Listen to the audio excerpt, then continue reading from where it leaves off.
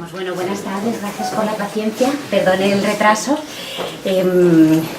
Realmente mi función hoy aquí es darles la bienvenida, lo cual he hecho bastante eficientemente, con retraso, pero tengo muchísima ilusión de estar en esta mesa, ¿no? Por una doble razón, profesional y personal.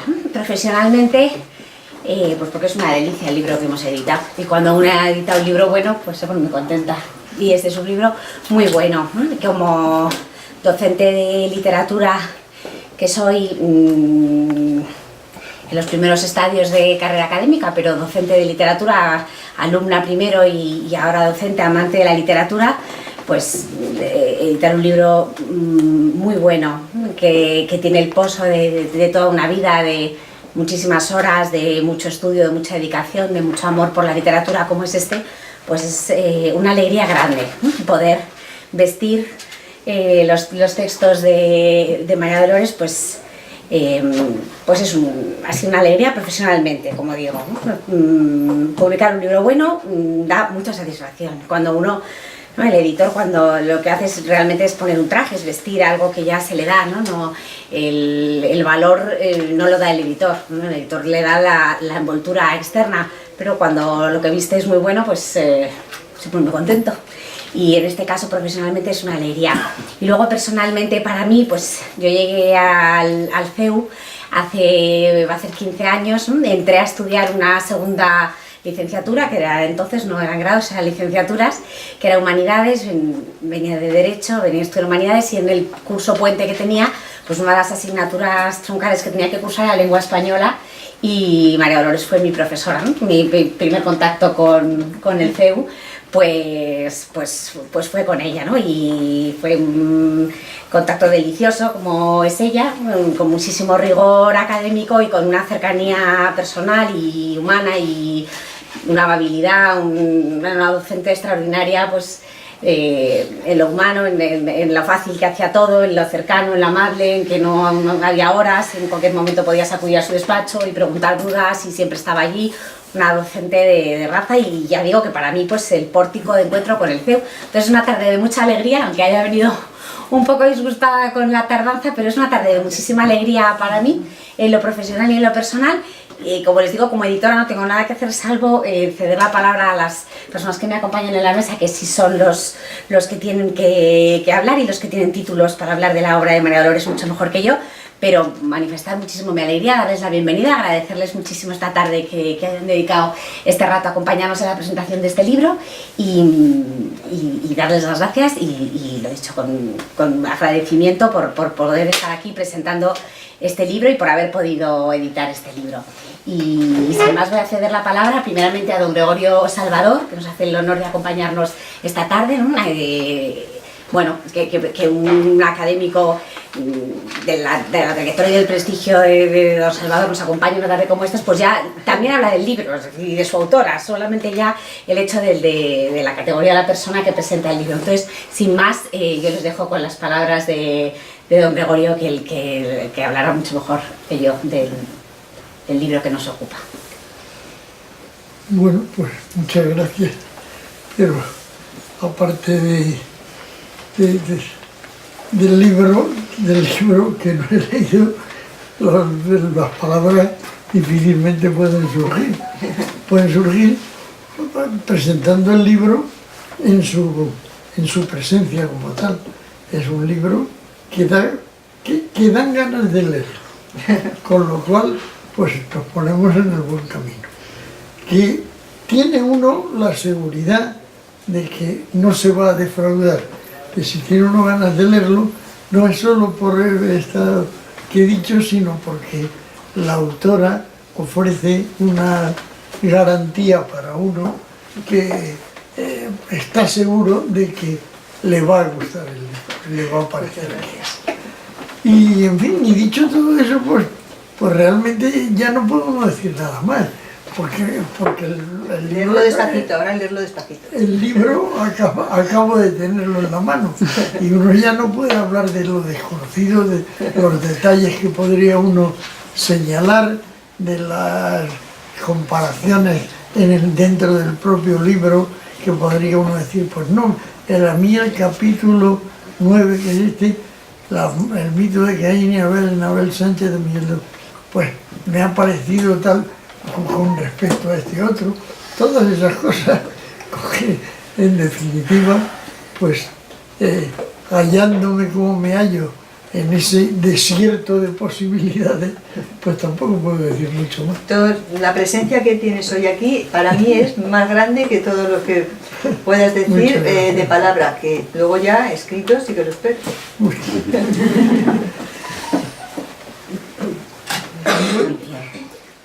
Pues muchísimas gracias, María Dolores Algora, que es doctora en Historia y profesora titular de universidad, y también una persona de muchos años de cercanía y de amistad también.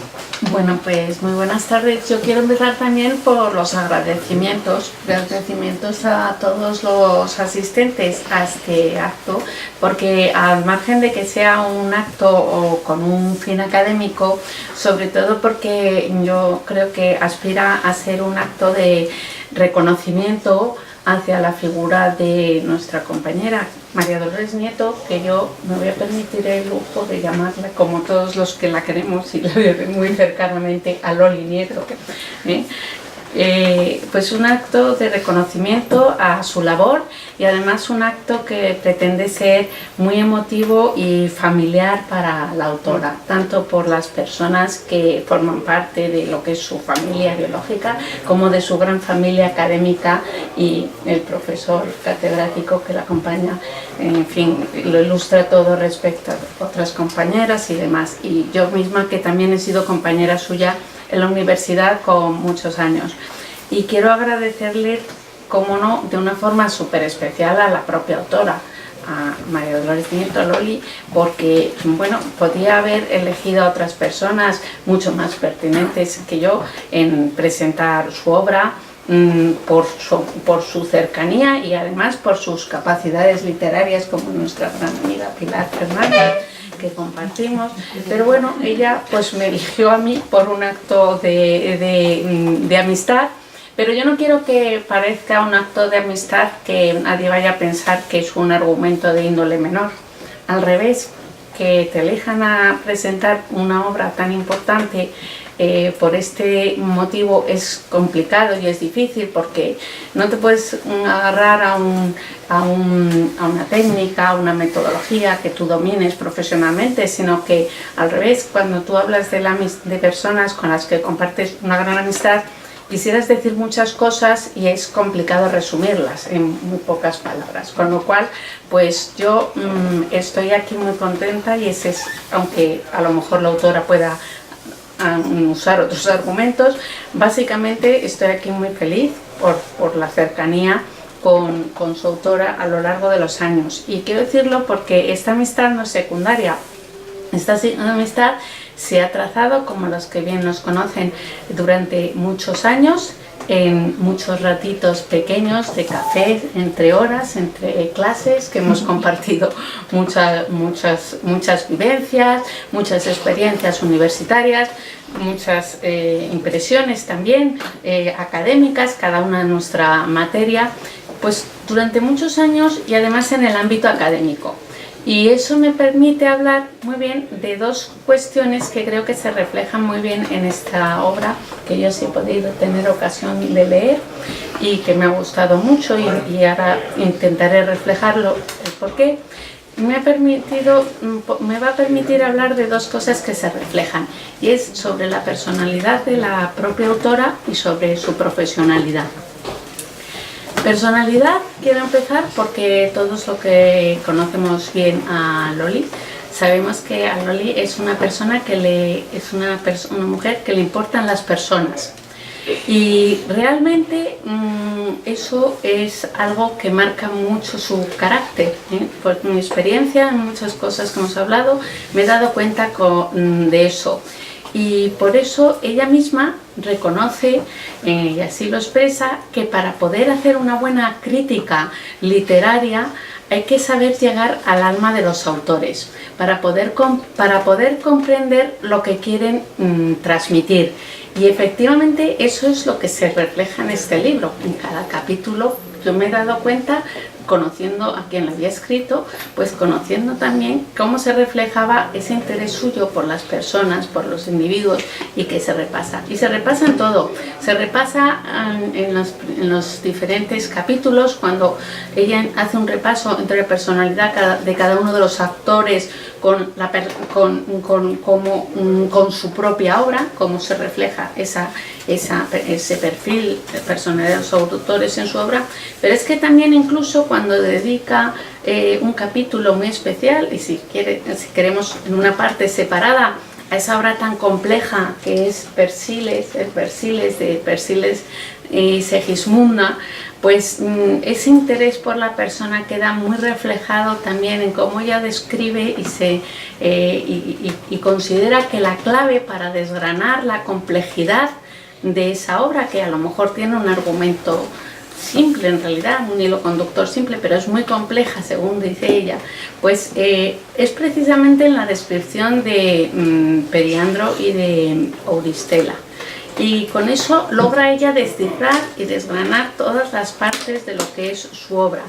Y ya da muestra en esa parte de que se refleja en el libro lo que es su vocación, la vocación cervantina de la autora, que se refleja en otros lugares, que refleja también en su vocación por Pérez Galdós, que también tenía una vocación hacia Cervantes, como ella refleja. Todas estas cosas las he aprendido del libro, no voy a creerse a nadie que yo tengo ninguna pericia literaria, o sea que bueno, pues todo eso a mí me ha servido para ver esta impronta marcada en el libro. Los libros dicen que reflejan la personalidad de los autores, y es verdad, este interés por las personas. Pero es que también hay otra cosa de la personalidad de la autora, de Loli, que quien también la conoce bien, y creo que aquí la mayoría la conocemos muy bien, pues sabemos que Loli es una persona muy brillante, pero siempre muy discreta, muy poco amiga de exaltaciones, muy poco amiga de mostrar su lucidez, cosa que a mí siempre me ha parecido fatal y me ha sacado de los nervios. Pero bueno, ella es así, una persona muy brillante, pero siempre muy discreta. Y yo, haciendo alusión a su vocación cervantina, que no solo lo que he visto aquí, sino algunas veces que he hablado con ella de todo, pues me gusta recordar una frase del propio Cervantes, que no es de Persiles, pero bueno, como si lo fuera, que el propio Cervantes decía que en la llaneza y humildad suelen esconderse los regocijos más aventajados. Y esa es la verdad de Loli. Es una persona brillante, pero discreta. Entonces, pues cuando uno ya lee lo que ha sido el colofón de su obra, de su labor académica y de todo, pues evidentemente no puede resultar otra cosa que un libro, como ya se ha dicho Ana, estupendo, como un libro brillante, que además al catedrático seguro que le encantará, que ya de primera vista ya se lo parece conociéndolo.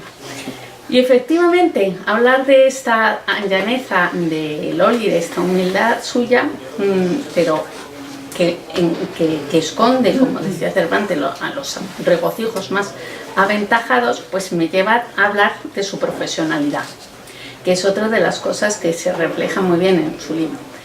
Y lo primero que refleja el libro es que el libro no es un manual de literatura, ni mucho menos, lejísimos de eso, pero sí es un libro que recoge una metodología que tiene la originalidad, además de haber sido una metodología propia que ha ido elaborando ella, que ha ido ella perfeccionando en sus tantísimos años de clase con los alumnos, que le ha dado resultado, que sabe cómo funciona y que quizás luego nos pueda explicar si es aplicable también, ella dice, a otras ciencias. Yo creo que sí lo es, pero mejor ella que nadie. Una metodología basada en 3 pilares, en una presentación, en un análisis y en una síntesis o veredicto.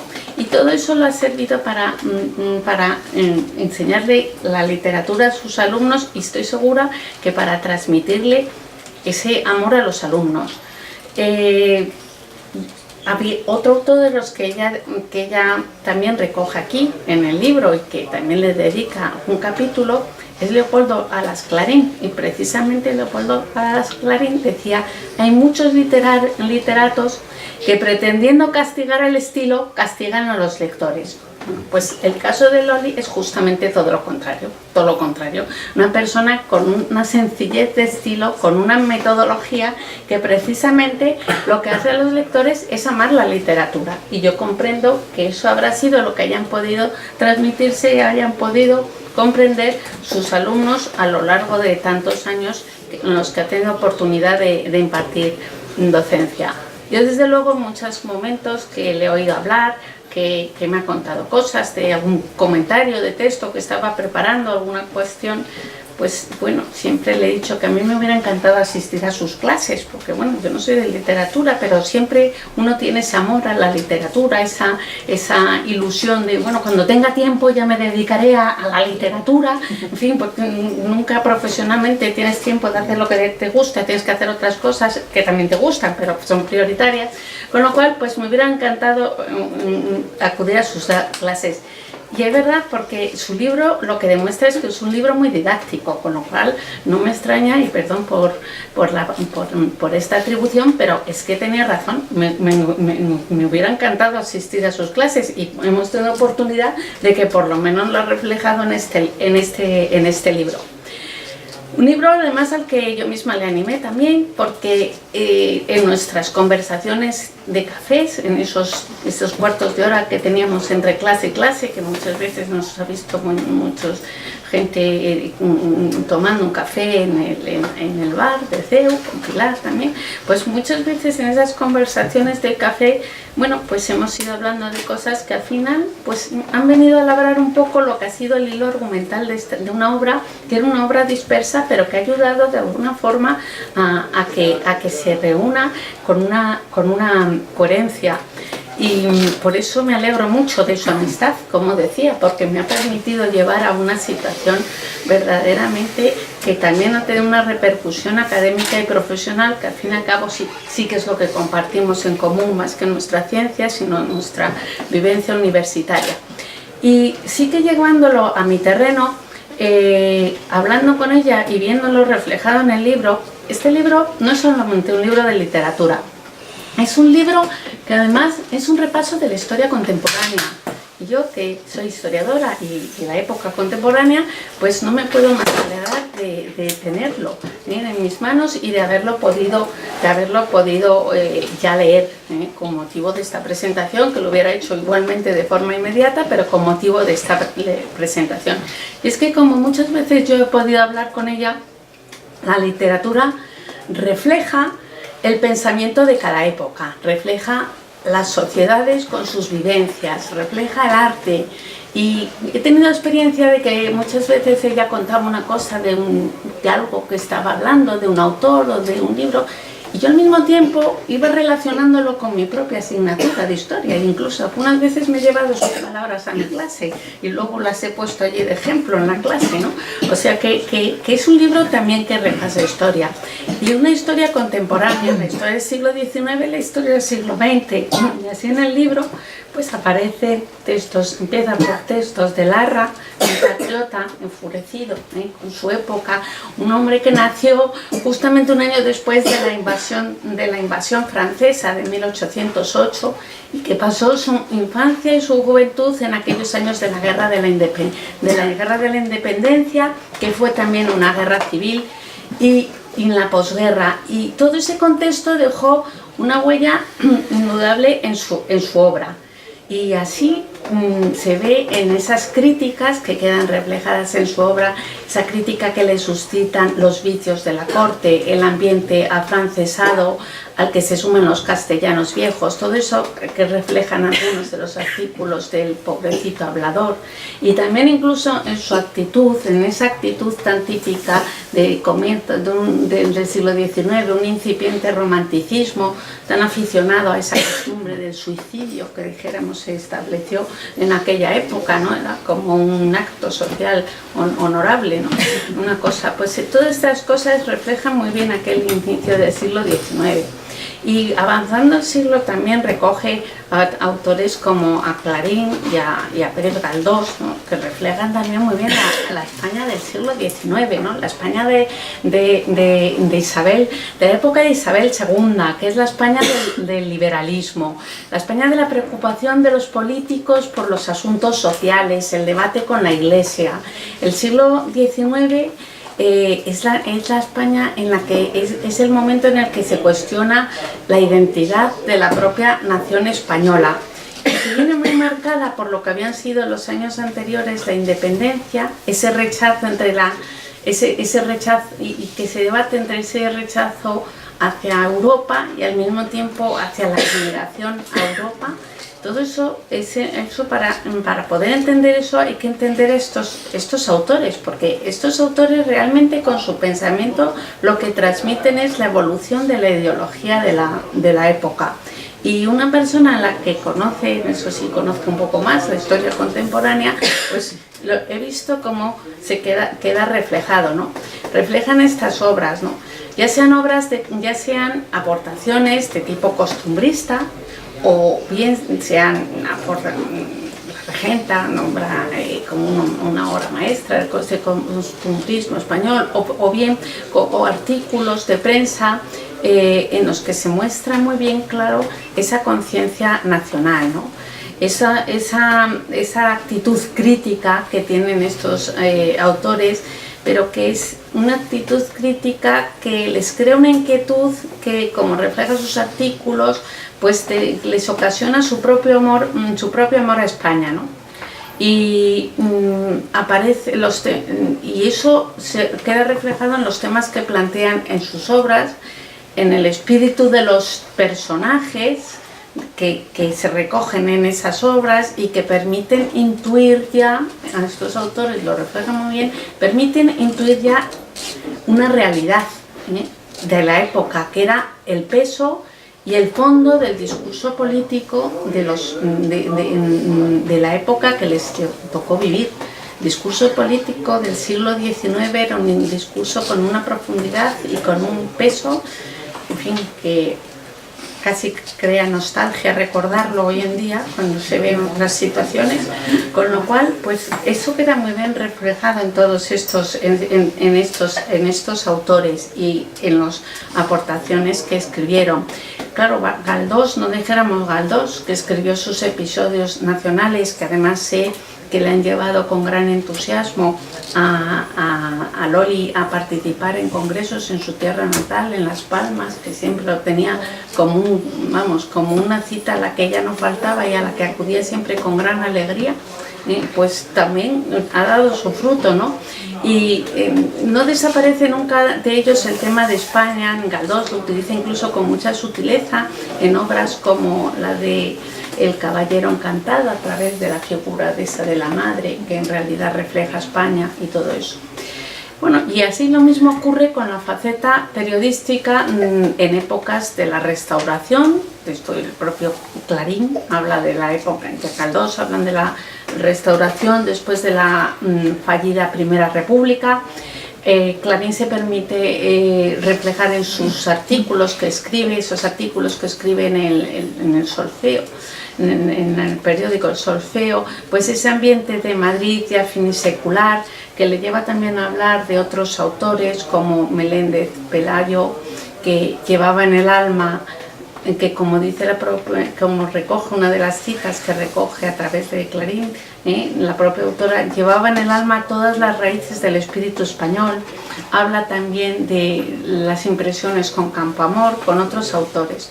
Y todo eso culmina en la España del desastre del 98, la España de final de siglo, el desastre del 98, que también tiene un reflejo literario y que Loli lo recoge en esta obra, bueno, pues con nadie mejor que el propio Miguel de Unamuno, ¿no? Una España que ya se vuelve una España introspectiva, ¿no? Una España que nadie mejor que Unamuno es capaz de reflejar esos sentimientos de la sociedad de aquella época, que vivía en una permanente agonía existencial. Ese libro de Abel Sánchez, ¿no?, que refleja ese existencialismo, ese cainismo, o sea, y que no puede ser más producto, más que una obra ya de madurez de Unamuno, pero que es una obra que refleja esa angustia que se vivía en aquella época y que va a llevar precisamente al revisionismo de los valores patrios, de los valores sociales, y todo eso que tiene un reflejo histórico claramente, ¿no?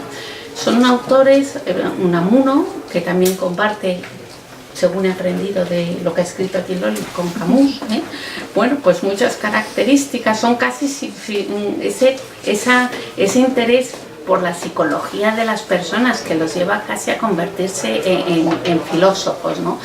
Pero ese interés que no puede surgir en otro contexto que no sea el contexto de esa España de la crisis del 98, la España deprimida, la España desalentada, apática, que vive ese cuestionamiento de todo lo político y social que se produce nada menos que después de la pérdida colonial, que no es una pérdida colonial cualquiera, es el fin del Imperio Español, que se había prolongado durante una centuria. Y así seguimos hablando, no me puedo extender toda la obra porque además lo que quiero es que la lea cada uno personalmente y la pueda disfrutar, pero la autora sigue hablando de otros autores, sigue hablando de Valle Inclán, sigue hablando de nombres vinculados a la generación del 27, habla también de Machado, de Vicente Alexandre, de autores relacionados con la guerra civil del 36, de Miguel Hernández, habla de Concha Espina, hasta llegar a la España incluso de nuestros días, ¿no? Y habla también de esa personalidad que trata de transmitir en su obra la propia Ana María Matute. Bueno, pues persona a lo mejor de salud y personalidad frágil, pero que fue una soñadora y que refleja siempre en sus microrelatos pues todo lo que fueron las vivencias de la guerra civil y que lleva a una reflexión de los comportamientos humanos en el fondo de todo, ¿no? Y habla también de umbral, que llega por llegar hasta nuestros días, que en un análisis costumbrista llega incluso, como dice la autora, en uno de los ejemplos que recoge, hablar incluso de la figura, pues nada menos que de Mariano Rajoy, ya completamente cercano a nuestra época. Es decir, que empezamos desde la época de Larra hasta Rajoy, es decir, abarca toda la época del mundo contemporáneo, pues descubriéndonos una serie de cosas que les confieso que a los que somos simplemente amantes de la literatura pero no profesionales, pues con su método pues nos ha embaucado por completo. Y hablando de su método, precisamente para el final dice que la tercera parte de ese método es el veredicto o síntesis, y según las recomendaciones de la autora, ahí en ese momento el crítico debe dejar clara la postura, su postura sin ambigüedades, con lo cual yo quiero ser muy explícita, siguiendo lo que ella ordenaba en su libro, voy a ser muy explícita, sin ambigüedades. Y es que esta obra, aparte de todo lo que se ha dicho, para mí ha sido leer el libro de una gran autora, de una gran profesional, de una gran amiga, pero además es que es una guía didáctica. Es una guía didáctica para los lectores, ¿por qué? Porque te permite orienta a los que somos amantes de la literatura para saber qué elegir, cómo interpretarlo, en fin, a mí todo eso me sirve. Ahora cuando yo tenga que elegir, porque ahora no me puedo leer todos los libros de la literatura universal, pues ya tendré algún decir, voy a elegir esto, que es lo que más me gusta, ¿no? Y también es una guía didáctica, pero es que también orienta a los escritores y a los futuros escritores. Yo me hice historiadora porque resulta que a mí lo que me encantaba era escribir libros, y mi madre me decía que había que tener mucha cultura para escribir, y todavía no he llegado a escribir, aunque mi currículum tiene varias decenas de folios, todavía no he llegado a escribir la gran obra que yo esperaba escribir. Espero que alguna vez la pueda hacer, y justamente esta es una obra para los escritores. ¿Por qué? Porque los que se lancen a esta aventura, porque sabrán cómo organizarla, sabrán cómo adentrarse en el espíritu de los personajes, lo importante que es elegir los temas, y sobre todo porque sabrán lo que los críticos esperan recibir del contenido de su obra, con lo cual es una guía didáctica. Yo voy a terminar esta intervención, bueno, con mis palabras, pues también haciendo vocación a otra frase cervantina, que además creo que refleja muy bien la voluntad de la autora al brindarnos esta obra que representa el colofón de su carrera académica universitaria.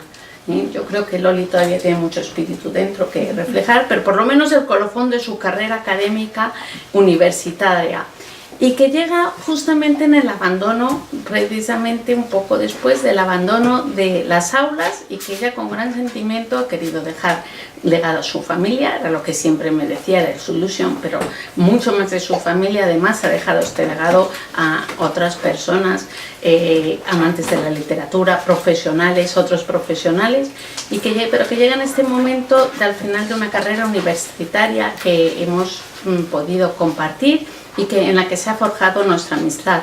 Y por eso termino pues con una frase que a mí me recuerda un poco sus intenciones y el momento en el que la ha hecho reunir este libro, y es la frase de Cervantes que dice: podrán los encantadores quitarme la aventura, pero el esfuerzo y el ánimo es imposible. Entonces, con esto quiero terminar. Quiero dar la enhorabuena a Loli porque tú te lo propusiste y lo has logrado. Gracias. Enhorabuena.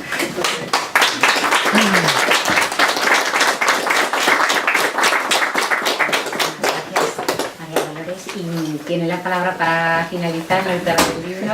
Muchas gracias.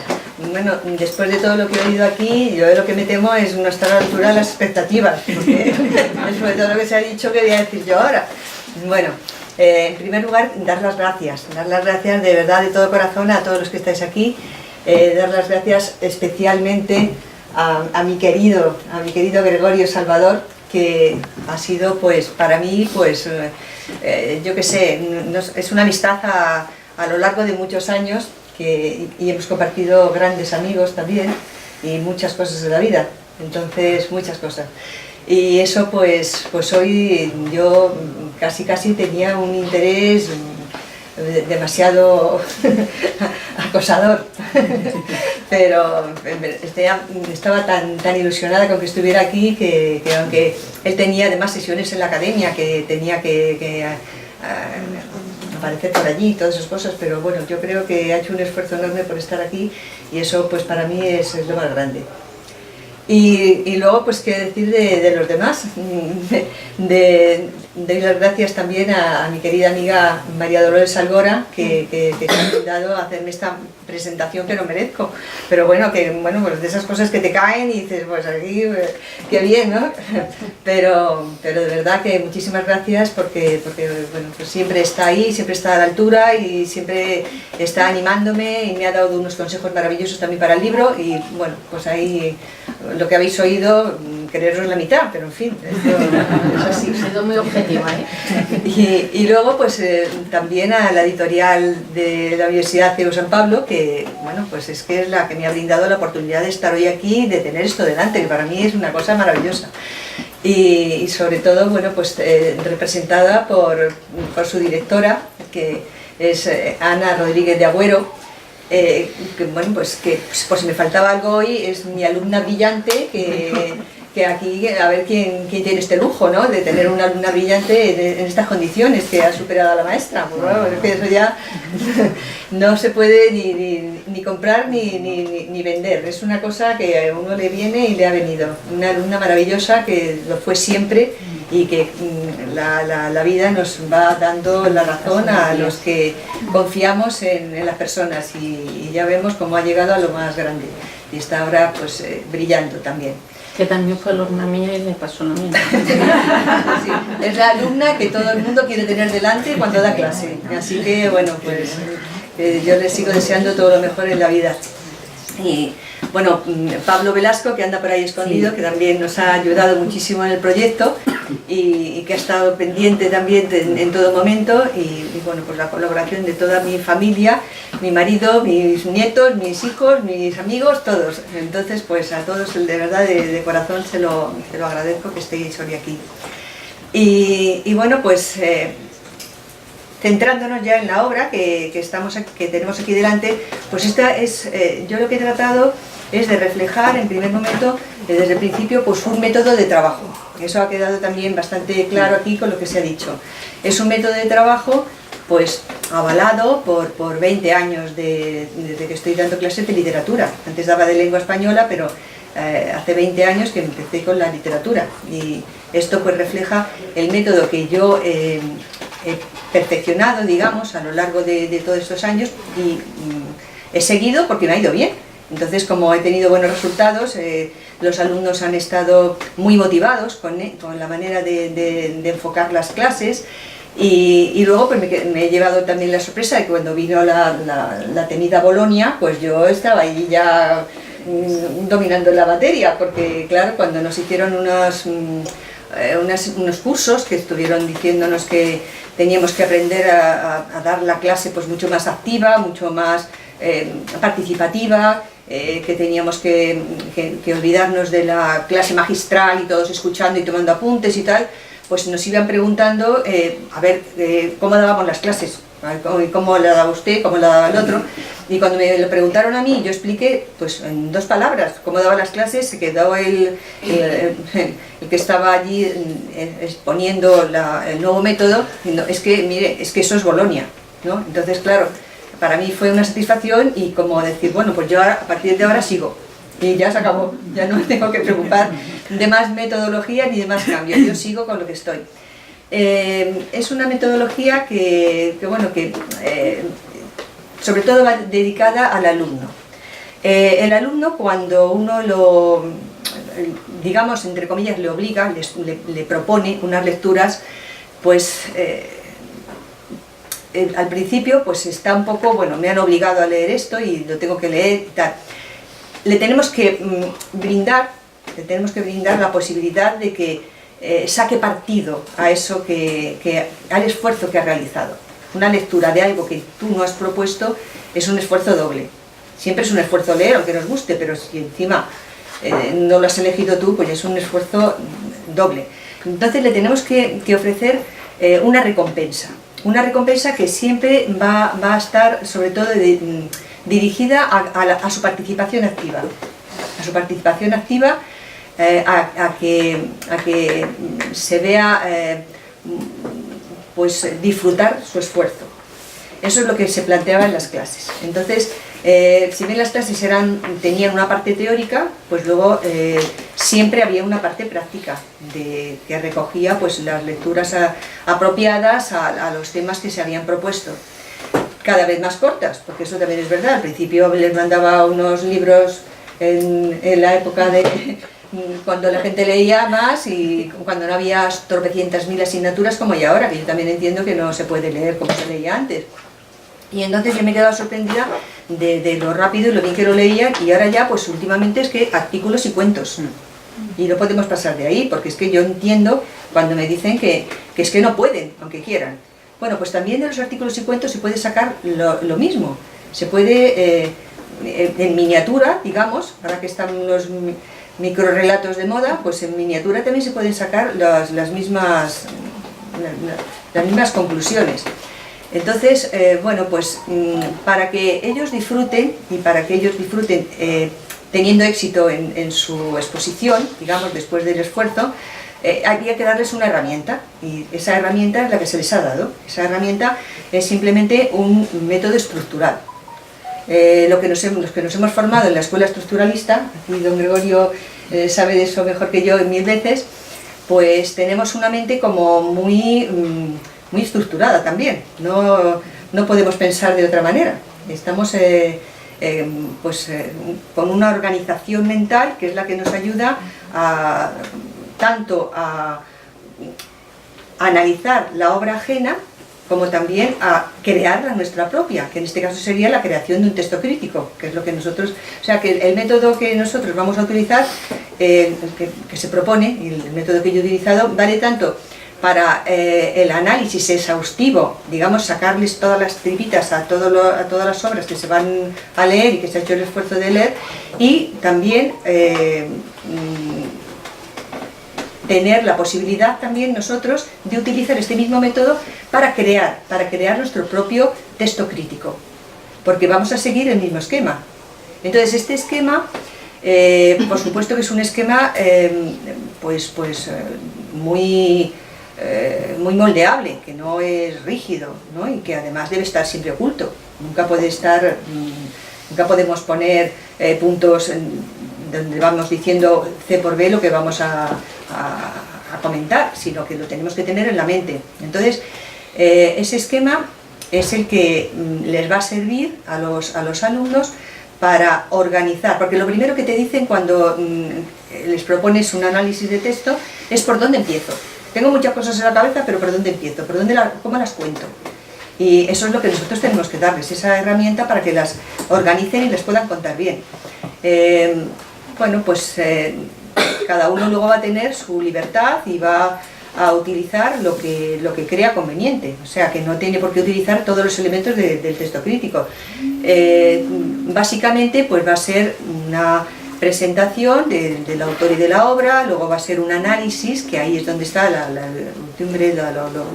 lo más importante de la obra, donde tendrán un estilo, lo primero tendrán que descubrir, porque a veces ni el autor lo sabe, tendrán que descubrir el esquema estructural que el autor ha utilizado. Porque es curioso que algunos autores lo utilizan y ni ellos mismos son conscientes de que lo utilizan. Eso es muy curioso, pero se lo tenemos que descubrir. Una vez que se lo descubrimos, tenemos que analizarlo e interpretarlo, para finalmente valorarlo.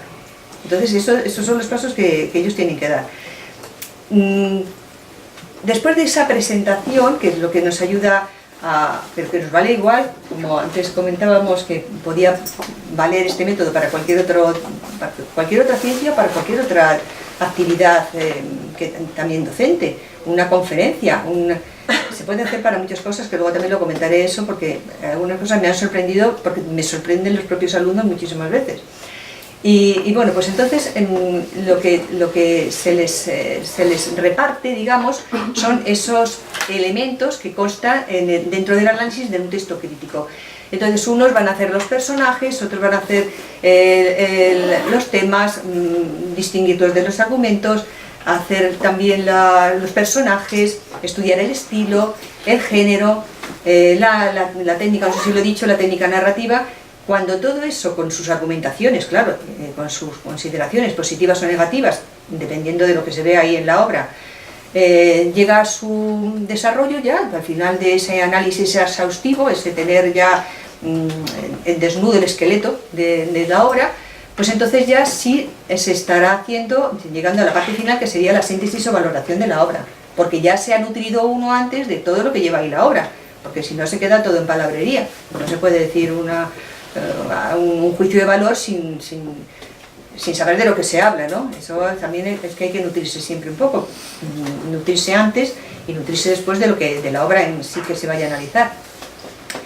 Y bueno, pues da muy buen resultado porque los chicos se motivan, entonces ellos se lo preparan en su casa, cada uno tiene, pues a mí me han tocado los personajes y me vienen a decir, pero es que son muchos, es que bueno, pues dividirlos. Los personajes puedes dividirlos en principales, secundarios y comparsas, y si no, te parece poco, masculinos y femeninos, y si hay niños también. Entonces es muy fácil dividir un trabajo de esos. Cada uno va a hacer su parte y luego van a ensamblarlo el día de la exposición, que ya se marca de antemano una fecha en la clase. Entonces ellos, cuando ya unen sus aportaciones, pues se consolida, digamos, el esfuerzo de todos juntos. ¿Qué se consigue? Pues un trabajo en equipo muy bien hecho, porque nos cuesta mucho y en España se trabaja muy mal en equipo, y eso les ayuda también a confiar en los demás, no solamente en el trabajo de uno, sino que también sin el trabajo de los demás tampoco puedes hacerlo tú solo. Saben que tienen que trabajar en equipo y luego también no se puede escaquear nadie. Nadie se puede escaquear, porque todo el mundo tiene que aportar ese día la parte que le ha tocado, la parte correspondiente. Esto que es didáctico, digamos, un poco también para un público un poco todavía adolescente, digamos, luego se puede aplicar, que es lo que te contesto para lo que tú antes iniciabas, se puede aplicar a cualquier otra cosa, se puede aplicar desde una conferencia, que hay que estructurarla, porque todo texto tiene que ser organizado y coherente. Si un texto no es organizado y coherente, no se puede seguir. Entonces todo esto va a valer siempre para cualquier cosa. Texto organizado y coherente, para una conferencia, para para el teatro, para la novela, para el cine. Ha habido años que yo he tenido que dar la asignatura de crítica literaria, no era solamente literatura, sino también crítica literaria. Entonces, en algunas ocasiones les he dicho, bueno, os doy vía libre para que en lugar de un libro, o en lugar de un artículo, en lugar de un cuento, cualquier hecho cultural me vale. Cualquier hecho cultural, pero cultural, teniendo en cuenta que el deporte, por ejemplo, es cultura. Bueno, pues ha habido de todo, pero ha habido hasta corridas de toros, que han ido, porque era la parte última del curso y estaba la Feria de Abril, y venían con el esquema estructural y el texto crítico hecho de una corrida de toros. ¿Por qué no? En una corrida de toros hay personajes, hay un tono ambiental, hay un estilo, y luego hay una valoración, hay un juicio. ¿Por qué no va a valer el esquema? Claro que les daba por válido todo lo que me decían, y además aplaudiendo porque era una cosa muy original. Pero también para un partido de baloncesto o de fútbol, porque lo mismo, ahí hay un estilo. Se puede estar en un partido de fútbol en un estilo, pues digamos, correcto o incorrecto, o chabacanísimo, depende de cómo se esté. Y también ahí hay unos jugadores que son unos personajes, y también ahí hay una técnica que se la puede... está en el bar y todas esas cosas que ya me conozco, y se puede aplicar exactamente igual. Entonces resulta que al final pues es una especie de guía para todo lo que uno va haciendo, porque la tienes en la mente aunque nadie la vea, pero te va organizando cualquier cosa que quieres escribir o que quieres hablar. Entonces, bueno, pues partiendo de eso he tenido una experiencia muy positiva siempre, porque los alumnos pues otra cosa que les motivaba muchísimo era servir de eslabón en la cadena de las obras de arte para que no mueran nunca. Claro, una obra de arte es obra de arte porque no muere, porque si no ya no sería arte. Entonces vosotros, les decía, tenéis la obligación de ser un eslaboncito de esa cadena, y ese eslaboncito es muy importante porque vais a contribuir a que esa obra siga revitalizándose, y eso se ha hecho. Eso lo consideraban como algo importante que hacían ellos. Estaban revitalizando una obra de arte que era del siglo XIX y que le estaban dando nueva vida, pero es que además era verdad, no es que fuera mentira, porque es que veían aspectos de la obra que una generación no es igual que lo que ve otra. Porque si están temas de actualidad como, pues yo qué sé, la inmigración, la violencia de género, pues entonces el tema de la soledad, por ejemplo, lo trataban de una manera distinta y lo enfocaban de una manera distinta. Es muy distinto el tema de la soledad de un anciano del tema de la soledad de una maltratada o de un inmigrante. Entonces ellos lo ajustaban a lo que estaban viendo, y eso pues revitaliza, le da nueva vida a las obras. Y luego de los autores modernos, de los autores ya contemporáneos de nuestros días, pues también a veces yo creo que se sorprenderían los autores de las cosas que se sacan de los libros cuando de verdad se leen en profundidad y se analizan de esa manera tan meticulosa. Y bueno, pues lo hemos pasado bien, y yo les he dicho siempre que el texto crítico, que es a lo que al final vamos a ir, el esquema estructural es siempre una herramienta que tiene un montón de elementos, pero que no todos hay que utilizarlos siempre. Como si estamos en una cocina y tenemos todos los condimentos, tenemos que tener todos los condimentos en una cocina para cualquier guiso, pero no vamos a elegir todos y no vamos a utilizar todos en todos los guisos, utilizaremos los que nos necesitemos. Si es poesía, vamos a dar mucha importancia pues al lenguaje y al estilo, pero a lo mejor a los personajes es que a veces los podemos tocar y tal vez ni tocarlos, porque no hay. Y sin embargo, si estamos en una novela policíaca, pues vamos a tener que utilizar muchísimo los personajes, y el tono va a ser importantísimo, aparte del estilo, pero el tono en una novela policíaca. Es decir, que ahí están los ingredientes, ahí están los elementos de esa estructura que se ofrece, de esa herramienta, y luego cada uno que utilice los que le vengan bien, y mucho éxito. Ya está.